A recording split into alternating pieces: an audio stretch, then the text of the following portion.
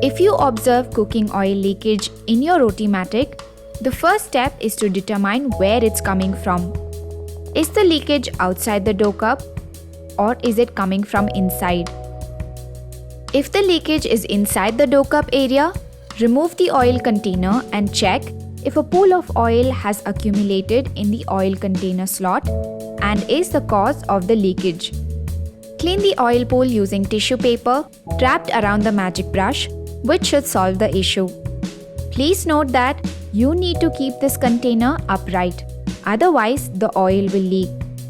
If leakage persists, check the oil container for damage. If the oil container is damaged, you can order replacements from our website rotimatic.com. Check if the top rubber seal in the container slot is intact and in place. After this, open the side door, remove the dough cup and dough tray and check for damage to the rubber seal at the bottom. If these seals are out of place or damaged, they could cause oil leakage. If that's the case, contact customer support. Email customer support at support@simplistic.com or chat instantly using the Rotimatic app. If the leakage is coming from outside the kneading area, we recommend that you send us a video to diagnose the issue better and quicker.